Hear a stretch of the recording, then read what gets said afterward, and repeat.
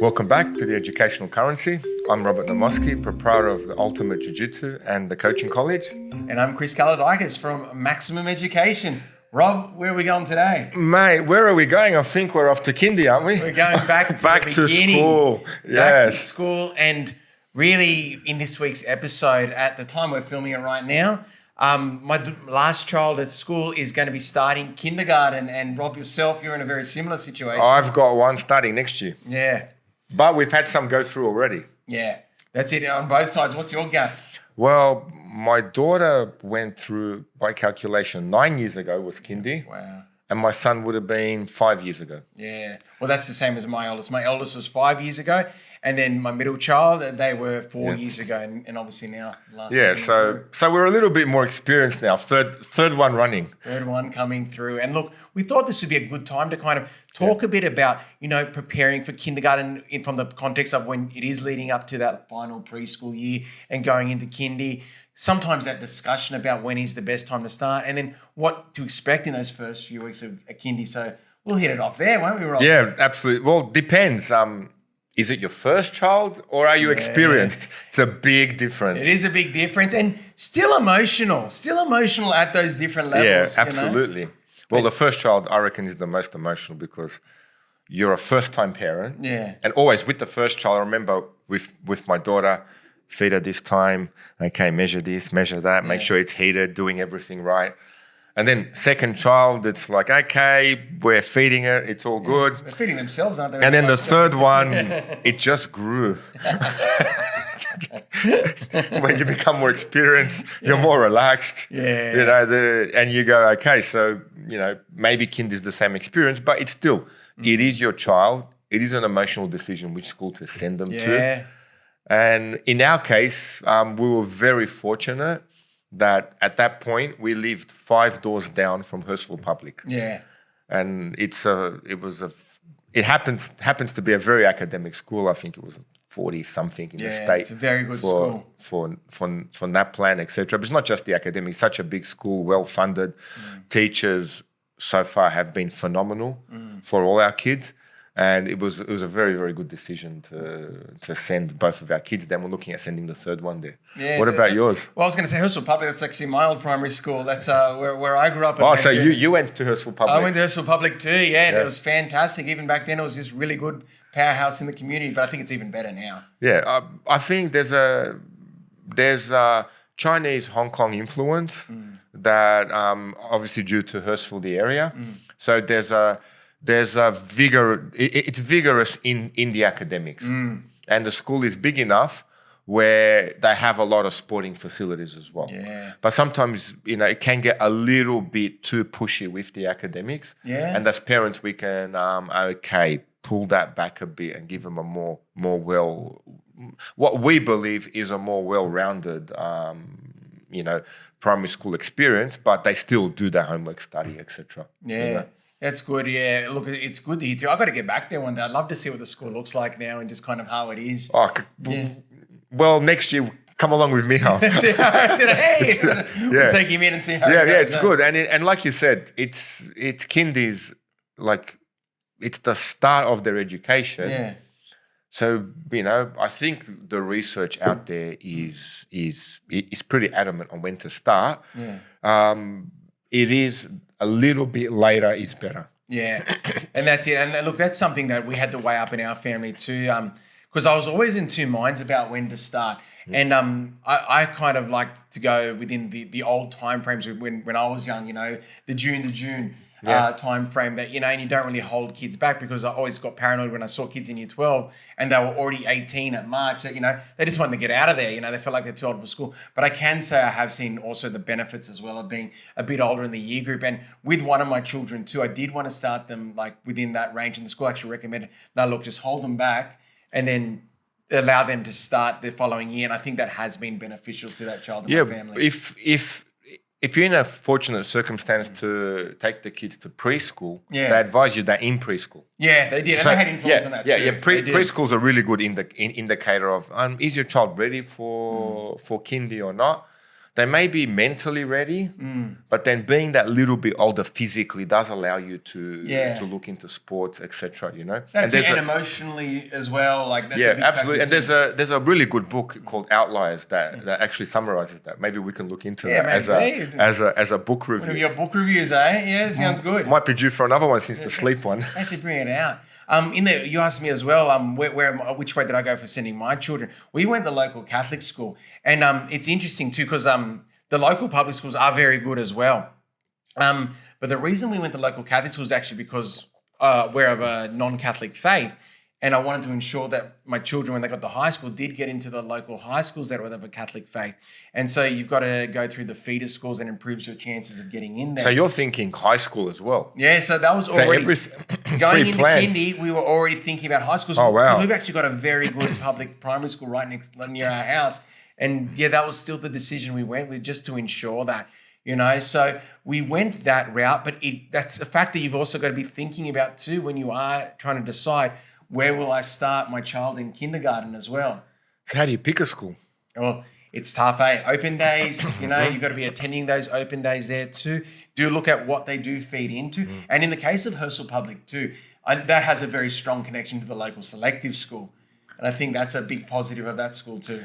Hurstville Public, it's more so the kids are more academic. Yeah. And it's a cultural thing. So more kids getting into selective schools. Well, that's because it's the nature of the school where the kids from home spend a lot of hours into tuition centers, prepare for these schools, and then off they go. Doesn't mean that if your kid gets into a selective school, it's going to be a natural success for them. No. Like we said, every school is great. There are benefits and there are negatives. Yeah. But then, is the school a good fit for your child? Yeah. This is the one thing, that you need to ask yourself. And for Hurstville Public so far, for my two children, that one has gone through there, the other one's still in there, where we've been very happy with that choice. Yeah, that's good. Very good school there too. So, all right, we've got our kindy students this year or next year. Yeah. What should kids know before they start school? Because obviously they are at a preschool stage, and sometimes what they vision big school's going to be like, sometimes they think it's just they're going to go there for a day and then they're back to preschool. Yeah, for us, the hardest was the first one. Yeah. Because the other two, they've seen you pick the oldest one up from primary school. Yeah. Whereas the first one, everything's new. Yeah, that's true. Buildings are big. Everyone else past year 4 or 5 almost looks like an adult. The way they move. So it's just a question of, maybe getting them to walk around the school with you slowly, hold their hands. And the teachers are phenomenal, as in they have a separate kindergarten area away from the bigger kids, etc., etc. Gives them that time to adjust. But I don't know, in my experience in Kindy, were very different to my daughter's experience in Kindy. Yeah. Yeah. With the generational change. It was a generational change. I think back then, I was born in Australia. My parents went back overseas to Macedonia to live. Then they came back when I was 3.5. So I started school with no English. Yeah, wow. So I kind of remember this, but my parents were telling me. The teacher took my little briefcase that I had ready with my lunch. She packed it away, and I got very pissed off with her. So I just grabbed her. Censorship there. Yeah, I got very angry with her, and I grabbed her by her dress, and in Macedonian just repeated, "Where is my briefcase? You took it. Where is my briefcase? You took it." I would not let up for the whole time. She was going, "What, Robert?" And I was just shaking her to give me my briefcase back. Did you get your briefcase back? At the end, when she went over to my mum, she translated it and went, "Oh, he wants his briefcase. You took it off him. He was very angry at you." Imagine a little Rob with a briefcase walking in and just stone cold. It was a black briefcase, nice cardboard one. Oh my God, Rob. I still remember it. I had it for about 2-3 years. Oh God. It's funny. How's your kindy? Well, it's funny you say that, because they must have looked at my last name, but I actually got put into a class. Like my parents could speak English. My dad was first generation in Australia, but mum's family had been here for years. But they looked at my last name and actually did put me in the class with the non-English speaking kids. And then for about half a day I was there and like, oh, he can speak English. He can speak English. And then moved me to another class. But it's funny how that was a thing. Yeah. You know, when we were young, there were so many people must have been migrating to our area, you know, and, you know, they had to have special classes set up. Oh, absolutely. I mean, this is what makes Australia great. Yeah. You the know, multiculturalism, catering to different needs. Absolutely. You know, I think I was in those ESL classes for a few years, and then they somehow pulled me out. Yeah. But, you know, everyone's kindy experience is different. Yeah. Whereas my daughter's was very different. Yeah. I mean, she came into kindy. Every relative came. We walked her up like my big fat Greek wedding. Yeah. it was like an army marching her up into kindy. Off she goes, you know. So it was like an event, which was good. Well, my daughter's experience was also quite unique because she started kindy in 2020. If you remember what that was. Oh yes, COVID. That was the COVID times, and that was a challenge because very different. Obviously, schools went online and they put out material online, but she was too young to know how to use a computer. You know, so it did put a lot of pressure on us, and you know, and my wife, she was still, well, both of us were still working at the time, but she was on site with her work, and so I'm working from home as a teacher. I've got the two little ones at home as well, and then trying to do a kindy. So she had quite the challenging year, and then obviously 2021 was even longer. So it was quite a hard start. But my biggest memories from that year is just how fantastic her kindy teachers were. You know, how nurturing it was. I'd love to have her kindy teacher on the podcast one day, and I'm going to chase her up. Yes, get one of our cards out to her when I see her at school.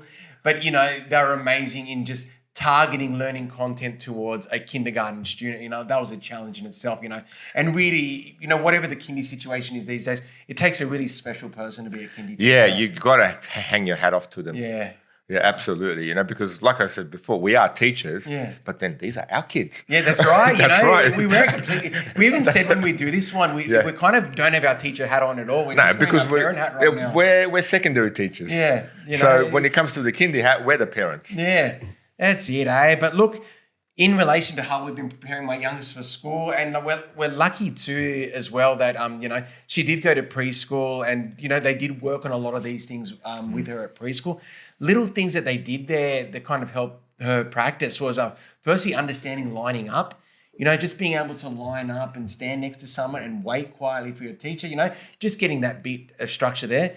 One thing that got her really excited for school too was packing her bag. So we had a bit of mock trials at home, and she'd put her lunchbox in her bag and, you know, zip it up, and she's got a place to put her bag. So that kind of stuff. So getting excited about having her own equipment, because, you know, they kind of don't have that at preschool. Everything's there, you know, but now, you know, she's taking her equipment to school. Ownership. Preschool's a great stepping ground. Yeah. And it's actually preschool. Yeah, that's the next Exactly. So, I mean, if you've got the means, sending your child to, you know, two days a week to a preschool, I mean, it's you've actually bridged the gap to kindy. Yeah. It's you've started school already. So it's not a big jump where for the kids that haven't been, okay, they're not used to that structured format. Yeah. Preschool, they have quiet time, drawing time. You know, it's different to daycare. Yeah, and look, preschool is fantastic too. And what they're obviously the new model that they're trying to do with the preschools is attach them to the primary schools. You know, we're starting to see more of those schools going from P to 6 instead of K to 6. Or in the case we've been hearing with these super schools going from P to 12. So that's even good because not only are they getting that preschool education, but it's also integrating them into that school's specific culture too. And I know the local independent school, I think they're doing that as well. Yeah. Like, you know, because, those years, even if it is your child is going part-time and getting that education, it does help preparing for a good start in kindy. So what's a lunchbox like for kindy? Well, if you're going to remember back to when you were young, it's going to be very different. For the parents out there, they might remember brown paper bags. Yes. write your lunch order in. Throw some cash. Throw some coins. Cash was a lot back then. Yeah. But that got it out. But now we've got bento boxes. What are they? Well, they are the segmented lunch boxes. And now that is one thing. So you got an area to put your vegetables and your sandwich and your fruit and maybe a little bit of treat. Oh, yes. Yeah, you've seen them? I should pay more attention to what my wife does. Okay. He has seen them. He has seen them. In the morning, yes. Yeah, okay. But now those things, I have actually. They're a bit of a flex as well now. And when I say that, I mean like there's YouTube channels dedicated to how to make your opening of a bento box like look amazing for your child. And you're like color coding all the food, or you're giving it a Disney theme. You know, Did I get salami pieces like we did? Mate, if it is a purple theme, maybe. Purple theme. The salami might be chopped into stars. Oh, God. So it is a bit of a different game. And actually being the third child now that's going to school, that has been a big amplification of our duties at home, because now me and my wife, more so my wife, I'm not going to take as much ownership of it, is making 3 lunches and 3 crunch and sips meals, you know, for school, you know, and then, you know, she doesn't go to all the stylish stuff of the bento box, but just, you know, portioning the fruit, vegetables, that balanced diet. Jokes aside, I do. My wife makes me cut up for example, carrots. Yeah. So you just chop them up in the morning, whack, and then it's packed into these little containers, etc. It's all about that portioning. You just portion it all up, and then when they bring it home and it's not eaten, you lose your mind and go, I put so much effort in. Like, this one had a bit of brown on it, or something like that. I go, mate, at least put it in the bin, make us feel good. But on that note, we encourage our kids, don't put it in the bin, because do not. Yeah, because it helps you track what they're eating, especially in kindergarten too. It helps you learn what they like and what they don't like, and at that age in kindy, they're not sure, like, because there is so much products kids could be eating. I don't think the teachers allow them to. Yeah, that's it. They're very, very monitored, which is good. Yeah, keep it in the box. You know, even if they do eat it, keep the wrapper in the box so you can see they did eat it, because it just helps you gauge. Okay, they do like this better than that. You know, and there is a bit of trial and error during that kindy years, figuring out what your child likes there as well. But man, they eat so much more and so much better than we did. Because we're more educated in nutrition than our parents were. It's you can't compare. Yeah. But then in the mouth, out the other end, what do we do about toilet use? And that is tough, you know. And look, you really want your child to be able to, you know, use bathrooms, and that's a big thing. And another area where preschool can help with that, just being in an environment where they've got to use a bit of a more communal toilet, and being able to, you know, wipe yourself and go at particular times of day to encourage them. Because, you know, it's annoying at all levels of schools, but especially at kindy, where they're trying to get the kids to, you know, okay, it's the beginning of lunchtime now, let's use our bathroom. Get that good routine going, as opposed to the kids having to leave during class time. It is something you've really got to prepare your child for as well, isn't it? Yeah, it's especially with kindy, it's difficult. Yeah. I hang my hat off to the kindy teachers. Yeah. When a mistake happens. It's tough. It's tough, yeah. You know, and look, maybe for us it's tough. For them, they're professionals. Yeah, but I mean, it's hard for the children too, because, you know, but toilet training isn't a thing of intellect. You know, it's like I've seen it with all 3 of my children, and to some of them it came very easy, and some of them it came quicker. But then the wiping process was harder. So they could get themselves to the toilet and go, but then they're just a bit messy with the wiping, and that's another layer on top of it too. Oh God, I remember that now. Yeah, we're going to start going. We're getting post-traumatic wiping disorder. Our fatherhood trauma. That's what we're going to start going down. No, it's good. Or parent trauma, we should say. No, it's all good, but it is something that it's very important, and you do need to address. But again, preschool do a good job. Yeah, they're very supportive. Yeah, and they've more than likely trained them up. Yeah, especially if your child has been to preschool. If they haven't, it's something to start looking into. Not look into it a year before. Yeah, it's something to practice a year before. Yeah. So, you know, if your child's not at preschool, you're thinking of sending them to school next year. Yeah. Well, it's time to put those things in slow practice. Yeah, a routine. It's got to be at home at toilets this time of day. We have these meals at this time. Yeah, even grab a lunchbox for, you know, the last 3-4 months and get them to eat out of it. Yeah, could be something, you know, where it becomes familiar. Yeah. And even actually one thing that you made me think of is with preschool too, one of the saddest parts of when your last child goes to school is you're saying goodbye to the preschool. And we still have a very strong connection to the preschool, but as the older two went, you know, they still ask about your family, how are they going, you know, that strong connection there. So that's one thing you're saying goodbye to, you know, a part of a chapter in your life has ended, which is why I know you said the eldest one going is emotional, but the last one going is quite emotional. The last one leaving is the most emotional. Yeah, it's the closing of a chapter. Yeah, for us, I can see that this year with my youngest one finishing preschool. Yeah.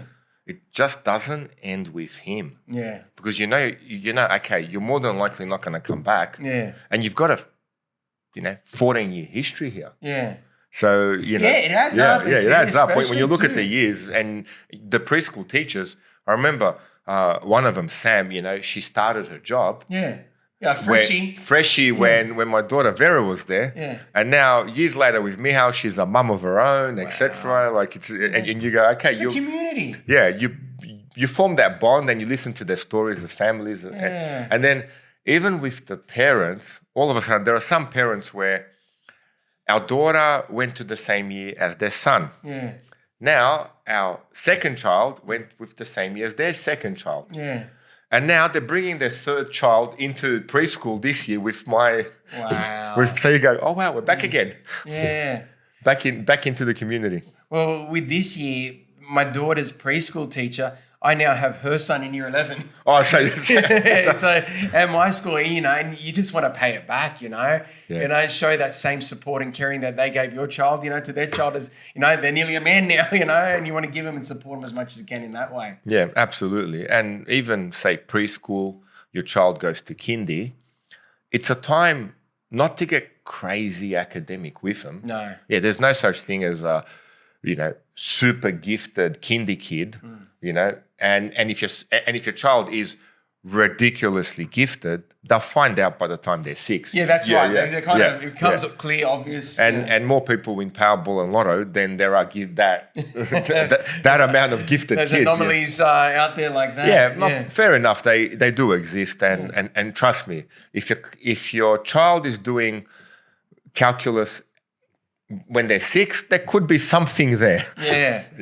That's it. But otherwise, children are you've got to treat them as relatively normal, and they are, unless there's certain issues that you do need to look at and resolve. Yeah. And get on top of it early. Yeah, that's it, Seek advice. Yeah, seek advice, get on top of it early. If the teachers at preschool or Kindy tell you, look, do you mind looking into this? Yeah. Yeah, they're just seeing something that may or may not be there. Yeah.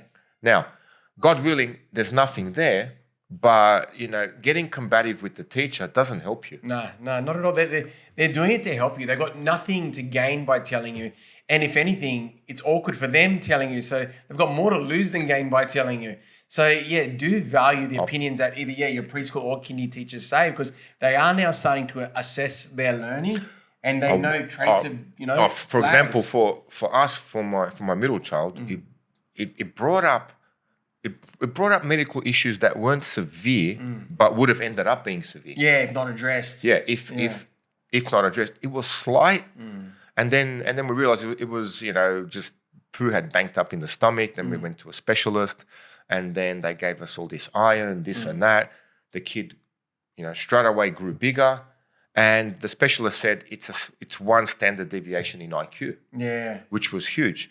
And now 2 years later, his NAPLAN results came back, really fantastic. A different child altogether. Oh, fantastic. We were like, oh, wow, this is you. Yeah.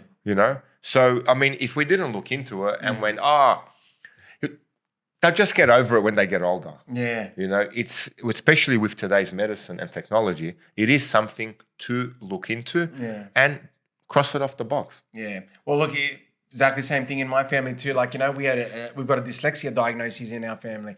And, it did get addressed early on, and we did start chasing it early on. And for those of you out there who have chased dyslexia diagnosis before, it's not something easy to get diagnosed. So we did have a few times that it came up negative. It didn't qualify for that status. But then, teachers kept persevering and supporting us with documentation until we eventually did get that. But once again, it's because they flagged it early, meetings with the school and support with the school. Yeah. And me and my wife had very open minds towards it. And when my child actually got the diagnosis and we told them, they actually felt relieved because they felt better about why it was harder for them to understand things in the class than it was for their peers. And so it was actually quite a relief. Yeah, it's a relief. And the fact that we are teachers, that we sometimes see things we go, maybe not. Yeah. We're not doctors to diagnose. No. We just see a behavior that could be. Yeah. And that's all we say. And then refer Refer to an expert. Absolutely. You know, as we've said many times before. Yeah. Back to what you're saying too about, you know, preparing your kids for school and, you know, they don't have to be super geniuses going in and all that. Probably the one thing to do just to prepare them is just read to your child, you know, in leading up to it, you know, because it's not just about the reading, but it's about the bonding too, isn't it? Personally, it's more than the bonding. The child sees you reading. Yeah. Reading becomes just a natural thing the family does. Yeah. And if you have the means, create a small library. Just a library where they see what you've read. And it's something that I did for my kids. More for myself, I like hardcover books. It's nice, the ones I've read. You've got a nice display on there. Yeah. And that they look at you and say, well, you know, the parents are reading. You know, certain things that you read, they see you read, they see you that it is an important part of your life. Then the kids mimic that. Yeah. And then you read to them, then you ask them to read as well. With my son, we have this thing where you read a Harry Potter book, then we watch the movie. Yeah, that's good. You know, and we did it with my daughter and we stopped.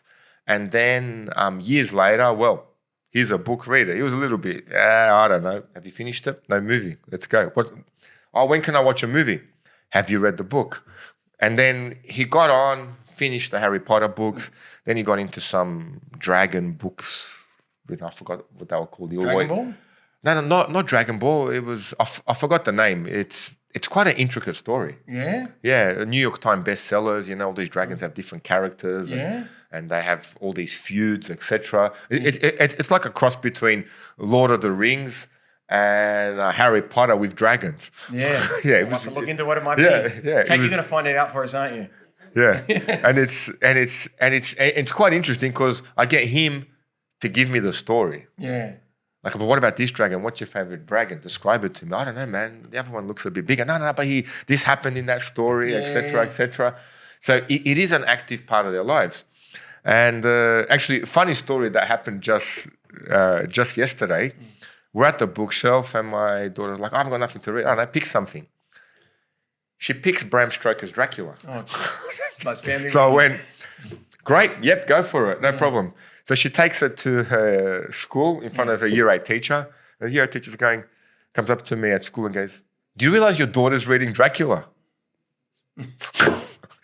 Is it bad? That's right. Like, I remember reading her. I didn't, you know, all right, you know, she is in year 8. Yeah. I'm sure she understands horror. Well, that's and it. She's the vampire story. The vampire story, etc. You know, I mean, the book's more articulate than that, but she shouldn't. And the teacher was impressed. She goes, okay, interesting. Well, look, I'll ask you, Rob, because I know your opinion on this. What's a better vampire story, Bram Stoker's Dracula or Twilight? Oh, God. Twilight. I got my money back. I actually got a refund. Sparkly vampires, mate. Mate, I walked into the cinema. You know what? I'm watching a vampire movie. They're staring at each other. They're staring at each other. They're glowing and they're staring at each other. 20 minutes later, I went out of the cinemas and went, look, I came to watch a vampire movie. I don't know what this is. Oh, you're not the first to get a refund. Yeah, but like I said, books do create that curiosity and does get into a good discussion with your child. Yeah, it gets them into it and passionate. And at my house, Tina's the one, my wife is championing all that with our children, you know, and very similar with Harry Potter, what she's doing. Because we did start by watching some of the earlier movies, but now we're at a point where she said to my oldest daughter, we're going to read them together and go through it that way too. Yeah. And it is important to just instill that passion because it is really a foundational skill going to school. I really liked Harry Potter. Because I went, look, I haven't read the book. What am I missing out on? And then they tell you the bits that aren't in the movie, that this happened to that person and that. And you go, oh, wow, okay, really? Wait, stop. What? Show me again. Yeah, so they've read the book. They know the story. And you go, okay, you know, feed me in. Oh, that's awesome. So that was quite a nice experience in my house. But with Kindy kids, you're generally reading to them. Yeah. And my wife does that really well. Yeah, that's it, you know, instilling it and the shared family time. Yeah. Oh, it's beautiful. The next part, the one that I'm going to get to now, and this can be emotional, especially if it's your first child, buying that uniform and putting it on your child, you know, seeing him in a uniform for the first time. How's that feeling, Rob? It's daunting for the first one where you think, okay, she's leaving now, and you realize, okay, but then, they're just cute at that age. Yeah. Very cute at that age. No matter what you put on them, and you put that school uniform, the hat, the way it sits, they try and walk around in it. Yeah, you're just blasting with lenses this big and snapping every shot that you possibly can. Exactly. The paparazzo there. Yeah, the paparazzo there, and you're looking at all these photos, you go, how am I going to get through these photos? I'll just pick two, Oh, but it's funny, when it's your third child going to, they're wearing a lot of inherited clothes from their older siblings too, so things mightn't fit as well. That's what makes it interesting. It's a little bit more faded and all that, but it still just melts your heart seeing them in that uniform. Yeah, and they're great memories. Yeah, and then one thing I want to recommend too as well, the year prior before, keep your eye on lows, because oftentimes there can be sales and up to 20% sales, which can really save you a lot of money on these uniforms. Yeah, but if the end of year sales, they don't fit in February. And that can sometimes be the issue. That's why they're 20% off. That's it. Maybe buy just a little bit bigger, okay? Yeah. So do be wary of that. It might be a perfect fit in November where sometimes actually that's an idea for uniforms. Yeah. Make sure it goes to here. Yeah, get it just that tad bit longer so you can get your wear out of it. Always. I mean, I'm not sure if we did that for the first one, but I remember with buying uniforms, shoes, you do want them to fit. You want them to fit. Yeah, fit. And they've got like pretty much a year's lifespan. They get hammered at school, don't they? Mate, my son would scrape his shoelaces off the concrete with the shoes. So I think every 6 months we were changing pairs. Yeah. And, their feet grow. Yeah. And it's something with the way the foot sits. You want them to run. You don't want them to trip over, etc. So maybe, investing every 6 months into a pair of shoes would be a good idea. But clothes, a little bit longer, that little bit bigger. That's it, and certain things as well you might need to order early on, like the school bag. So might need to have the school crest on and all that. That depends whether the school has a uniform shop or you do have to go through Lowe's to get that as well. So be aware of that too, that you're kind of looking into what uniform is needed. And then there are things that I had no idea about that need to be a part of the school uniform. Like sometimes the school has a specific raincoat for the kids to wear. And then for art, they wear a smock. And I had no idea what a smock was. What's a smock? Is it like a throw? I still don't really know what it is. It's not quite an apron. Sounds like a swear word. Yeah, no, smock. But you wear it for art.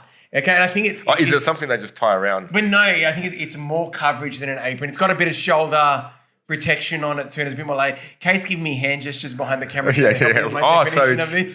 So it's like a mad scientist thing. Yeah, probably going down that. It's mad scientist. You get your... That's it, and then they got all the chemicals on them. I can't remember a smock. Well, we didn't have smocks, okay? Then I can't remember for my kids. They probably did. Yeah. I probably didn't notice. Yep, clothes. Yeah, but that's it, So you might very well be buying more in clothes than uniform than you are paying school fees in some cases. So smock could be part of the equipment list. Well, it is. It's meant to go hand in hand with art. With the equipment list. Yeah. So what else would be in the equipment list? With equipment list. So schools usually send one out once again, hopefully the year before, so you can capitalize on any January sales, down at Officeworks or Big W and things like that. But you've got, your mainly pencils. We're not looking at any pens in kindergarten there. Erasers, safety scissors, glue, your old Yoo-hoo glue.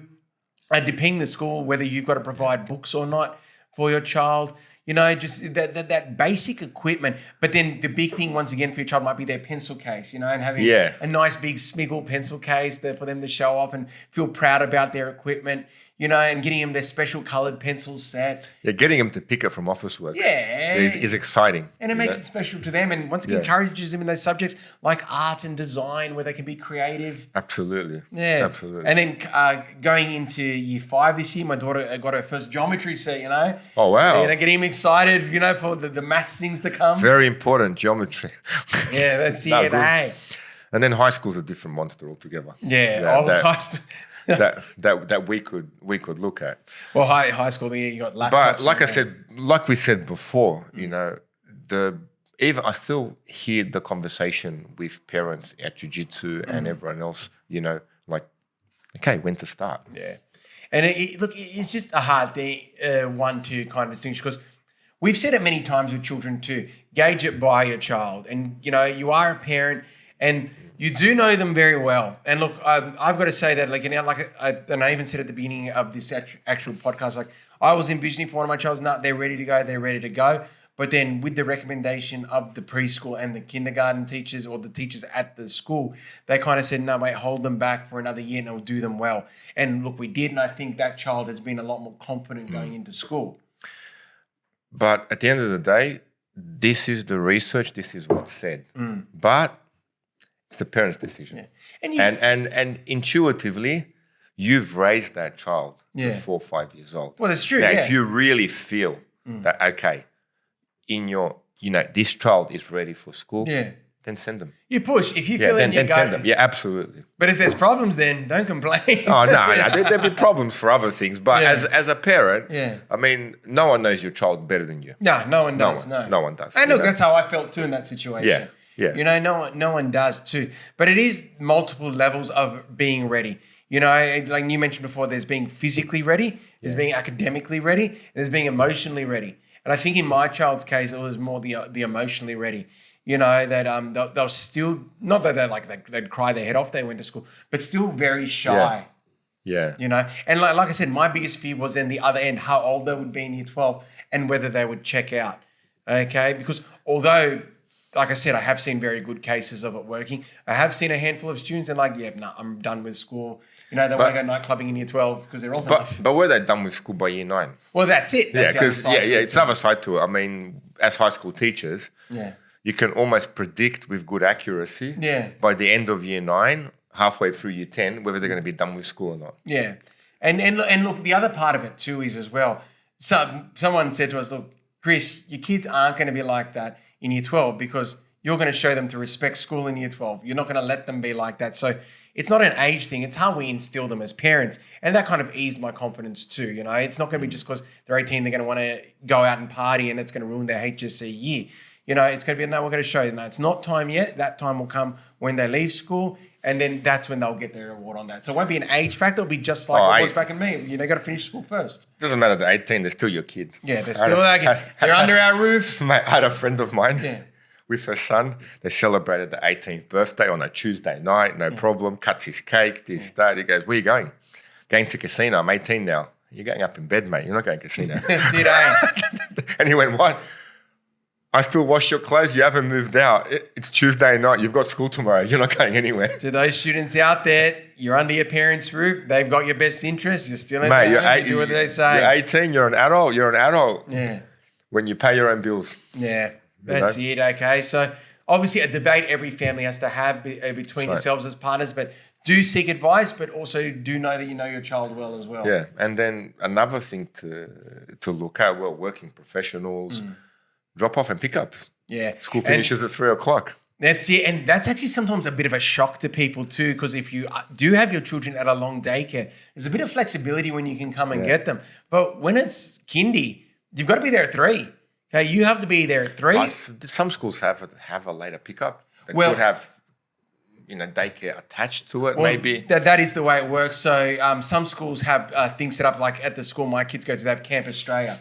Yeah. But it's a paid service. And you've got to be signed up to that so your children can go to that and so they can stay longer. But if you've just got in kindy and your kid's going to go to school, well, you need to be there. Usually there's a bit of a buffer from about 3 to 3:15, that you can get there. And it can be completely madness depending on where your school is, with parents coming in and the populace of that school. And some of these primary schools have 1,000 kids in them. So it's something to look at. If you're a working professional, sign up to the daycare after school. Yeah. As you sign up to the school. That's it. And it is. Or even earlier. It could be one of those things where the daycares are usually smaller than the amount of kids at the school. Yeah, and sometimes they have limited spacing. That's right. Day by day, they usually have to factor in staffing. And usually, if you are a working professional, as you said, they also have holiday camps as well. So you can also use those facilities during the holiday. One thing that some schools offer too, which is a lifesaver for me, is when they've got car pickup.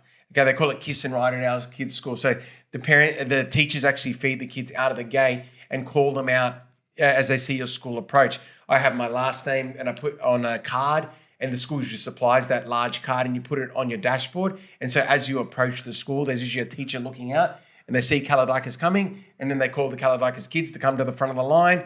And then they open the door and help the kids get into the car. Yeah, so car lines. I never heard about that. That could be a selling point for a school. Okay, car lines are lifesaver. You can drop them off the same way too. I don't even have to get out of the car. Teachers open the door, luxury for the children, and then I can speed off to work. It's a big help. That's phenomenal. Yeah, so look at those things too for a drop-off pickup routine. Find out what the school offers, because it can be quite overwhelming the first few times, especially if you are going from that smaller daycare to, as said, a school that has 500, 1,000 students in it. Okay, can get very busy around the school, and it's pretty ruthless to pick up at time that you've got to have your child by. Yeah, and also get to know the school as well. Yeah, get to know the school, get to know the teachers, get to know the principal, the deputy. They're the people who are going to be caring about your children. And I think these days the kindies, like there are assistant principals with large schools for every year.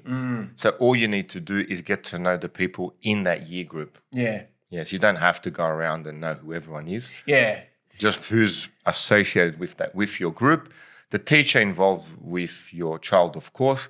The assistant principal that's in charge of that group of teachers, and any other sporting activities that you want your child to do, you need to look into and make that decision. Yeah, and that's very good you raise that too, because there kind of is a communication hierarchy if you are going to ask something of the school. And the way that I've interpreted it with my children's school is the first step is the office, and those people at the office, they know everything. They're amazing and they're helpful in more ways than I thought. Like you'd originally think just admin, but then they've also helped out with other things, even in areas of well-being, where they've been very helpful to my family. And you're amazing. Thank you very much if you're watching this. The office ladies have been amazing. The office ladies run the school. Let's be honest. They with know that, kids so well, even at our workplaces too. They're just amazing people. And when you look at sick bay and them managing and triaging everything that's going on. Every day we joke where we work. Yeah. We have the bosses, then we have Alana who runs the school. It's just one of those things that we all know who to go to when there's problems. That's it, eh? And then so from the office, and if you were going to go the next level up, then it would be your child's teacher. Yeah, that's right. But then obviously you wouldn't be able to get through to them immediately. You'd probably have to schedule a phone appointment, and they get back to you because they'd be teaching all day, or they'd have to call you. They don't have much time in their day to make phone calls because there's so much face-to-face at primary school. What I found worked was if you are in the means to actually go past, even just walking up to the teacher's door, pick your child up, polite smile, like quick, thank you, just a thank you and a handshake. Really makes the world a difference. And that's actually another beautiful part of primary school and kindy itself. Just seeing the teachers in the playground. Hello, here I am. And I love doing that when I go into the school. And the teachers always make me feel so welcome. I always feel like when I have a conversation with them, I say the dumbest things possible, but they always still make me feel welcome and like I'm saying something of intellect. But, they are such beautiful people at school. And, just very reassuring because these are the people that care about your children and they do see a side of your children. And that's another thing you're going to see too at school, that your child is going to form a personality at school that is different to home. Absolutely. And it's building that trust and relationship with the teachers that allows you to find that out. Yeah. And it's so funny because I remember when my son started and, it was our first meeting with the kindy teacher and he'd already done a term there, and little boys can be quite crazy at home and all that. And I was like, what's he like in class? Is he stuffing around? And they said, no, he's a little angel. He's so quiet. Would he do that? No, never. And I was like, no way. And can you tape this for me? Yeah, I know. And to this day, he's up a few years higher now at school. I haven't had any complaints. And I'm shocked. It's good. So I'm glad he's a good kid and he's good at home. You've raised him well. Look, I hope so. I hope so in that aspect too. But so that would be the next level of communication, the class teacher. And then from up, you'd be getting to the leadership team, probably assistant principal or principal, pending the school. But then as Rob said too, who you see in the playground too, that could spark a discussion, and you could raise it with them and even organize a time for a better discussion later on. But still things that are worth scheduling. The other thing as well to be open to is communication with diverse learning departments. As you said, when things are flagged, they're an invaluable source of information and they are experts in their realm and, they won't be out there diagnosing, but they will be out there referring to places where you can get more information. Absolutely. Yeah, no. And most important thing of all, as parents, relax. Yeah. Something we need to take into consideration ourselves. You do. Just relax. The teachers have done this for a long time. They know what they're doing, the kindy teachers. Even as teachers, we need to remind ourselves that. and your kids are in good hands. Yeah, that's it, eh? And there is a term out there, a helicopter parent. When they've got to chase around and know everything their child's doing, just take a step off. It's a chance for your child to get some space, and they are with someone that's trusted and is a professional and works with that age group. The helicopter parenting can also be a form of abuse as well. Yeah, well, look, it does impact. Yeah, so it takes away that independence, doesn't it? Well, if you're taking away our kids' independence, at what point is that child abuse? You're not allowing them to develop. Yeah, let them make mistakes. Have to make mistakes. Have to make mistakes. I mean, if you're not letting your child make mistakes, if you're solving all their problems, you are abusing your child. That is child abuse. There's no way around it. Yeah. It's a measured response. Now, as a parent, if you feel, okay, this problem's a bit too much for them to handle, you step in because you feel it's too much for them to handle, and then explain to them how they would handle it, and then get them to be able to handle it. Yeah. But again, I mean, if all you're doing is solving your child's problems, you have to understand you are abusing your child. There's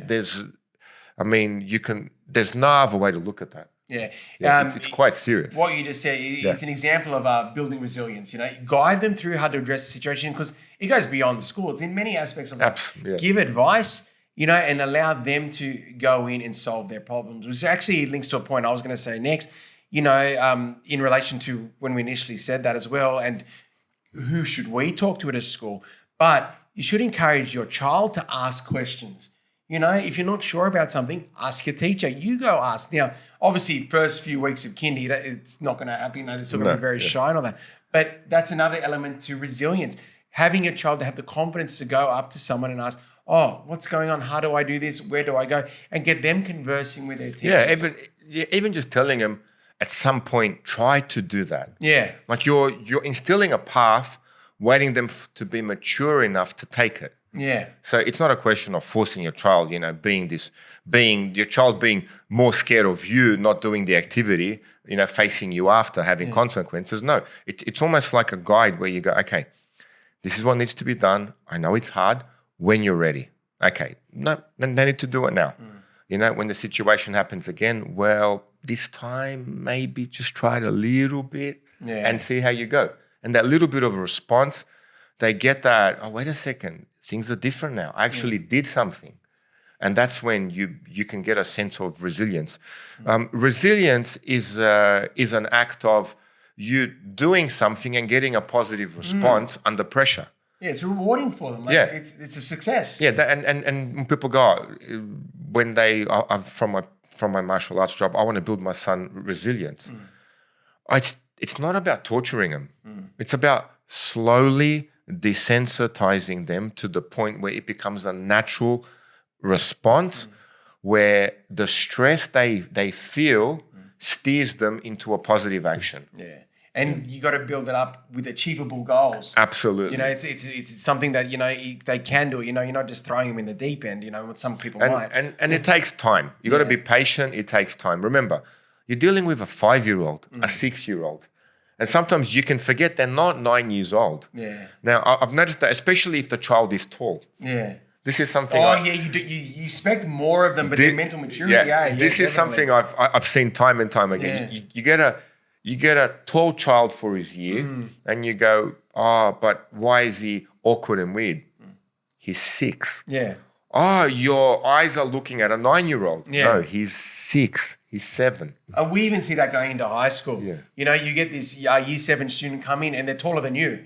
But then you don't realize still mentally, they're a 12-year-old. I remember a teacher telling one of them off, telling him, get out of the year 7 playground. Yeah. And the kid didn't know what to say. Yeah. He went, Yeah. And the other kid next to him goes, miss, he's in year 7. Yeah. And the teacher went red. Oh, sorry, just make your way back in. Man, the kids are just getting taller and taller, man. Something in the chicken. Yeah, maybe, all those hormones. It's good chicken. We'll see there. Well, look, that's a lot about the communication aspects. Yeah.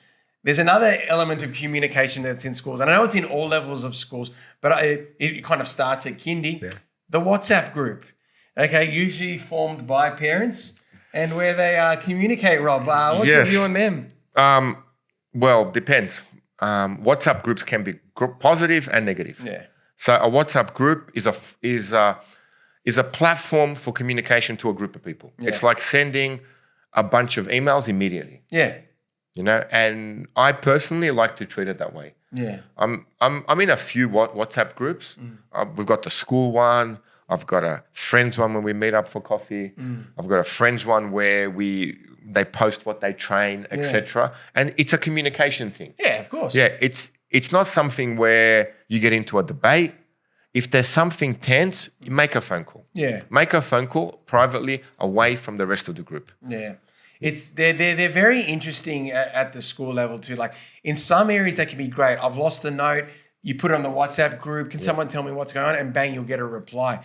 In other aspects, they can still be great, but I find them sometimes overwhelming at the school level because sometimes so many people are writing so much stuff. I get lost, and that can even be the case with even friendship circles. Sometimes just so many messages coming through. Whether you read it or not, everyone realizes. I mean, if there's something specific that you want to say it to someone directly, or even send it directly to them on the WhatsApp, like individually on WhatsApp, so they can read it. Yeah. But nothing beats a human voice at the end with a phone call, because you texting something, they can read it in a different way. Yeah. And you don't know what way they're reading it, so be careful. And that's the other issue is the medium itself.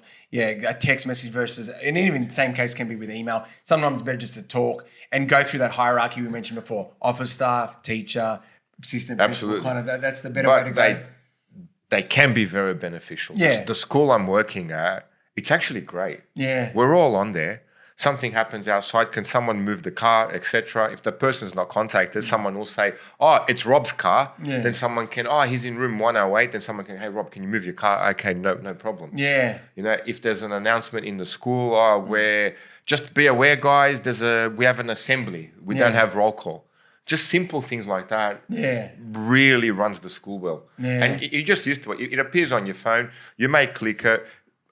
You see... Maybe the English department gets into something and it just scrolls past. Now, if you don't read it and it's specific to you, someone else, it's such a small clue, someone else goes, hey, there's a maths department meeting, 11:30, thank you, off you go, etc.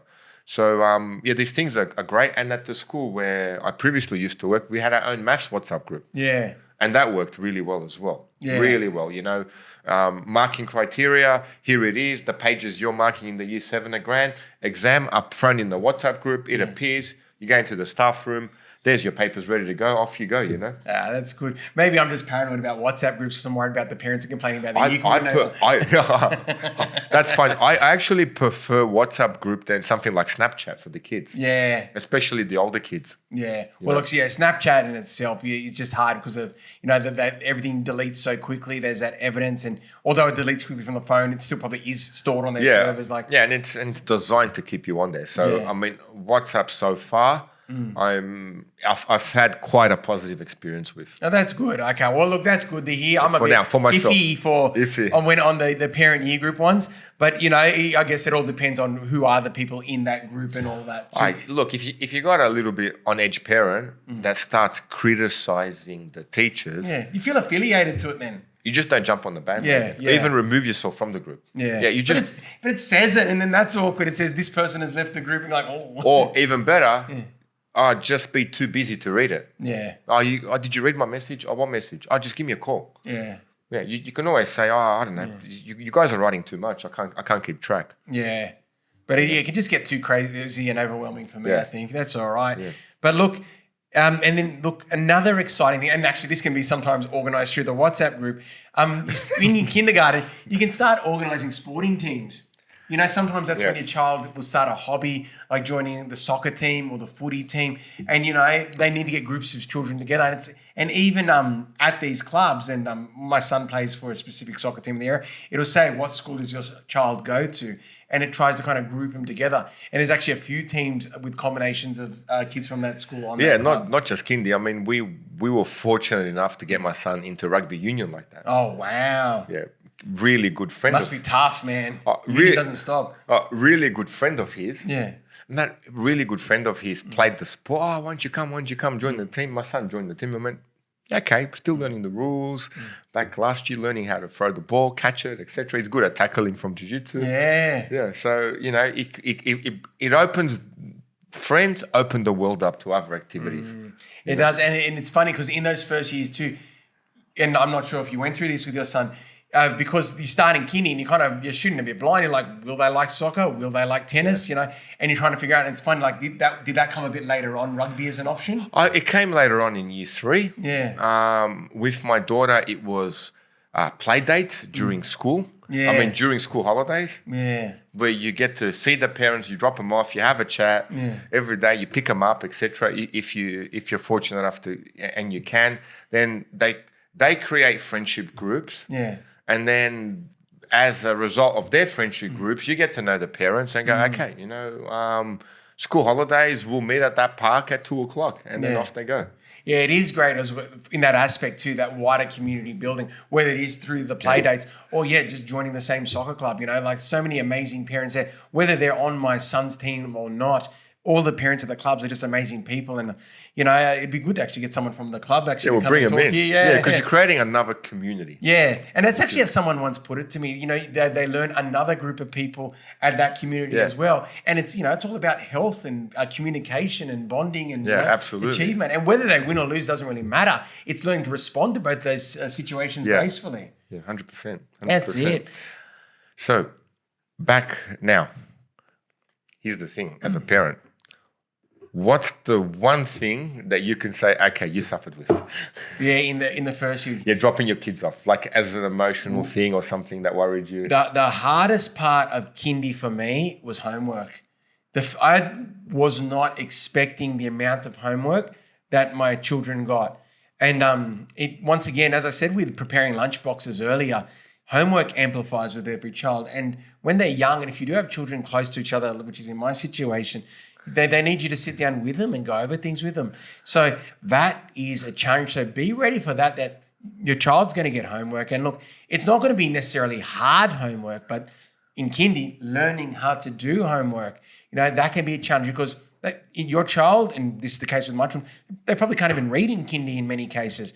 And so you've got to read it out for them, and then they write their answer and they've got to know what to do. So it's time consuming, that homework process. So that was probably my biggest challenge with my children's transition to kindy. How about yourself, Rob? Actually, truth be told, with my daughter, I missed her at cafes. Yeah, she was a cafe buddy. Mate, we were cafe kings, me and her. We would walk into a cafe. Yeah. She would do her magic with the food.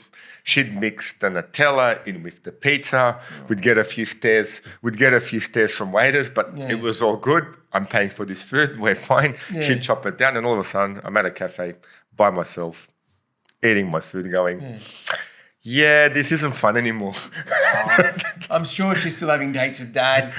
Later on. Now the dates are a little bit different. Yeah. Oh, that's sweet. But when I sent it to kindy, my wife was working police dispatching, and then I'd have her during the day, and she's gone. And I went, this teacher better be doing a good job. She took her away from me. Yeah. And she was, of course. We were very lucky. Very, very fortunate to have Miss Roebuck, the teacher we did in kindy, and then my daughter had her again in year 6. But for myself, it was that issue of, well, she's here during the day.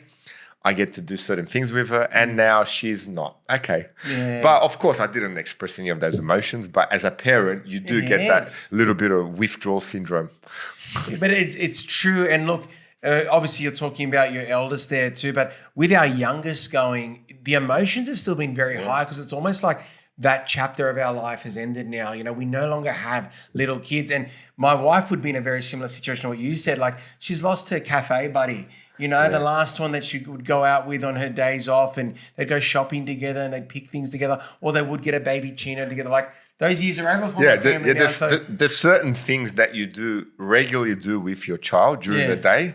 When they're gone, when you're doing that activity, you went, okay. It's a lot quieter now. Something's a little amiss here. Yeah. But then you quickly adjust, and you know she has to Your child has to be Start there. a life, write a and that's passage. it.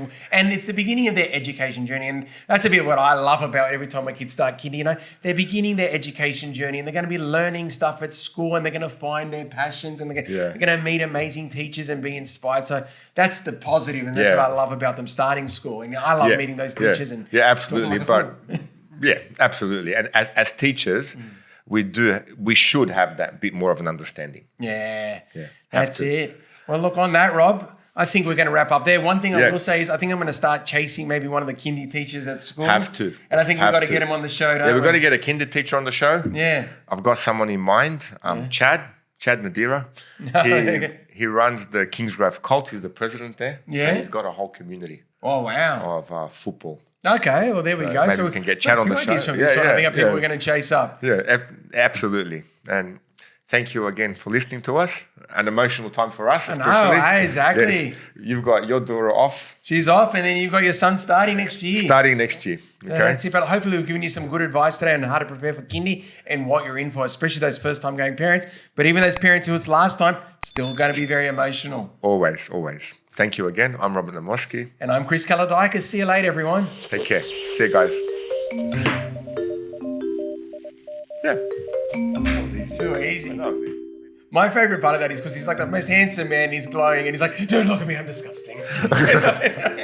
I should go back and watch it because during tutoring, I got into a discussion with the kids as we do. Get into a bit of a debate. You know what? I'll watch it.